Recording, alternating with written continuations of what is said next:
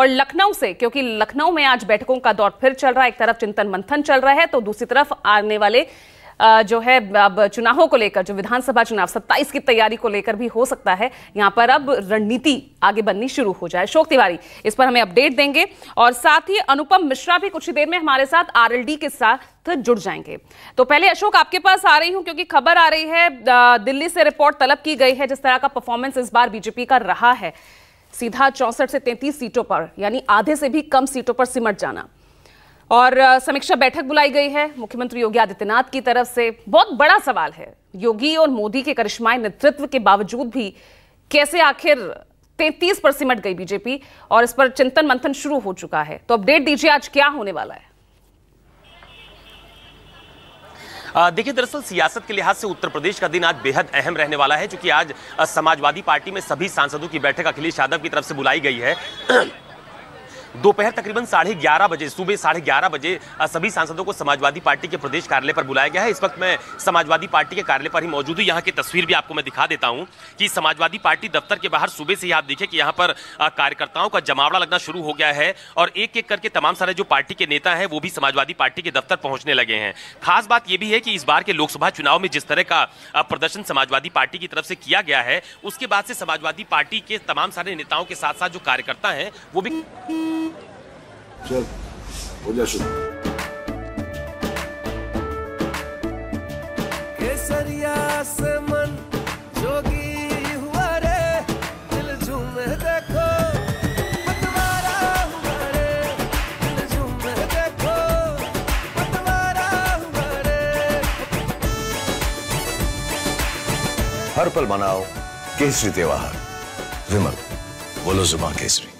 खासे उत्साहित है, लिहाजा पार्टी दफ्तर के बाहर काफी भीड़भाड़ देखी जा रही है जिस दिन से चुनावी नतीजे आए हैं उस दिन से। इसके अलावा समाजवादी पार्टी ऑफिस के बाहर तमाम तरह की स्वागत की होर्डिंग्स आपको नजर आएंगी, जिसमें समाजवादी पार्टी की तरफ से जो कार्यकर्ता है उनको बधाई दी गई है, तमाम सारे जो नेता हैं उनको बधाई दी गई है। लेकिन एक होर्डिंग बहुत आकर्षक है जिसकी चर्चा काफी दिनों से हो भी रही है, वो मैं आपको दिखा देता हूं। दरअसल अयोध्या लोकसभा सीट को लेकर जिस तरह की चर्चा रही और उसके बाद वहां से समाजवादी पार्टी ने जीत हासिल की, उसके बाद से इस तरह की होर्डिंग तमाम सारी जगहों पर लगाई गई है। ये मेरे ठीक सामने आपको नजर आ रहा होगा जिसमें लिखा हुआ है सबके श्री अखिलेश और अयोध्या के अवधेश। ये होर्डिंग सबसे ज्यादा इस वक्त चर्चाओं में है और उसके पीछे बड़ी वजह यह है कि अयोध्या की सीट जीतने के बाद समाजवादी पार्टी के जो नेता हैं, जो कार्यकर्ता हैं, वो इस बात को बहुत प्रमुखता से उठा रहे हैं कि अयोध्या की सीट भी बीजेपी हार गई, ये उनके लिए बहुत बड़ा सेटबैक हो सकता है। इसको एक बड़ा मुद्दा भी बनाया जा रहा है समाजवादी पार्टी के नेताओं की तरफ से, कार्यकर्ताओं की तरफ से, और खुद पार्टी के मुखिया अखिलेश यादव इस बाबत बयान दे चुके हैं। दूसरी बड़ी बैठक आज लखनऊ में होने वाली है जो मुख्यमंत्री योगी आदित्यनाथ की तरफ से बुलाई गई है। उत्तर प्रदेश सरकार के सभी मंत्रियों को, कैबिनेट मंत्री, राज्य मंत्री, स्वतंत्र प्रभार और तमाम सारे मंत्रिमंडल के जो सदस्य हैं वो आज बैठक में मौजूद रहेंगे। और खास बात यह भी है कि यूपी सरकार के कई मंत्री इस बार लोकसभा के चुनाव में उतरे थे, जिसमें रायबरेली से दिनेश प्रताप सिंह चुनावी मैदान में उतरे थे, जयवीर सिंह मैनपुरी से चुनावी मैदान में उतरे थे। दोनों मंत्री हैं योगी सरकार में, तो वो भी आज बैठक में शामिल होने वाले हैं। और लोकसभा चुनाव के जो परिणाम आए हैं उसके बाद जो बीजेपी है वो काफी चिंतन के दौर पर जुटी हुई है कि आखिरकार इतनी सीटें कैसे कम हो गई। हालांकि हार के कारणों की समीक्षा पार्टी की तरफ से की भी जा रही है।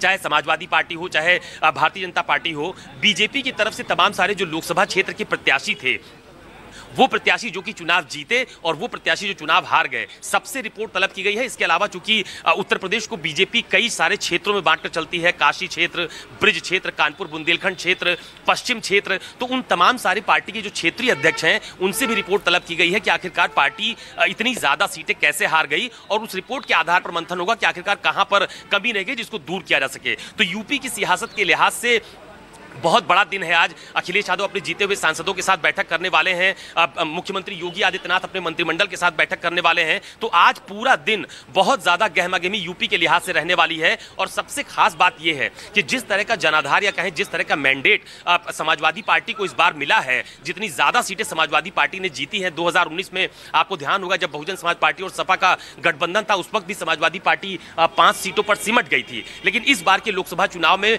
बहुत ज्यादा सीटें समाजवादी पार्टी को मिली है, गठबंधन को मिली है, कांग्रेस को भी इस बार उत्तर प्रदेश में अच्छा परफॉर्मेंस उसका देखने को मिला है। तो ये जो राजनीतिक हालात उत्तर प्रदेश में बने हैं, उसके बाद पार्टियां कैसे आने वाले चुनाव में जाएंगी, क्या क्या तैयारी करनी है, कहां कमी रह गई उसे कैसे दूर करना है, और जहां पर ज्यादा अच्छा परफॉर्मेंस किया है उस पर कैसे काबिज बने रहना है, ऐसे तमाम सारे मुद्दों को लेकर आज दिन भर मंथन होने वाला है। पार्टी दफ्तर के बाहर आप देखिए जो कार्यकर्ता हैं उनकी भीड़ लगातार बढ़ती जा रही है।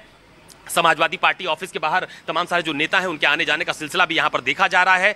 तमाम सारे जो कार्यकर्ता हैं वो तस्वीरों के माध्यम से आप देख पा रहे होंगे। और लोक भवन में दोपहर 11 बजे यहाँ मौजूद कार्यकर्ताओं से बिल्कुल कुछ लोग हैं, उनसे बात कर लेते हैं। क्या नाम है आपका? रमेश सिंह चौहान, प्रदेश सचिव हैं। अच्छा, आप प्रदेश समाजवादी पार्टी जी। मुझे बताइए, ये जो समाजवादी पार्टी का प्रदर्शन रहा इस बार के लोकसभा चुनाव में, क्या वजह मानते हैं? देखिए, मैं बताता हूँ, गरीबों के साथ अत्याचार, दुराचार, ये लोगों ने गरीबों के खूनों को पानी बनाया, उसको जो है गरीबों के ही भुनाने में ये लोग जो है लगे रहे, बीजेपी के लोग।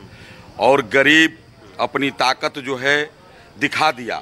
इसी 2024 में गरीब अपनी ताकत दिखाकर ये साबित कर दिया कि आप लोग अब जो है खत्म हो जाएंगे, बीजेपी वाले आप लोग फिर दोबारा नहीं आ सकते। उत्साह है जीतने के बाद। हाँ। और भी कुछ कार्यकर्ता हैं, उनसे बात करने की कोशिश करता हूं। पहले एक तस्वीर आपको और दिखा देता हूं समाजवादी पार्टी दफ्तर के बाहर, जो मैंने आपसे कहा कि यहां पर कार्यकर्ताओं की काफी भीड़ देखने को मिल रही है। ये देखिए, ये पीडीए अपनी बॉडी पर पीडीए लिखवाकर यहाँ पर कुछ समाजवादी पार्टी के कार्यकर्ता आए हैं, क्योंकि इस बार लोकसभा चुनाव में पीडीए एक बहुत बड़ा मुद्दा था जिसको समाजवादी पार्टी ने उठाया था और ये कहा था कि पिछड़ा, दलित, अल्पसंख्यक, इसके आधार पर वो लोकसभा चुनाव में जा रहे हैं। लिहाजा इस तरह की तस्वीर भी आपको समाजवादी पार्टी दफ्तर के बाहर दिखाई पड़ी है। कुछ लोगों से बात कर लेते हैं। ये आप लोग अपने शरीर पर पीडीए लिखवा कर आए हैं?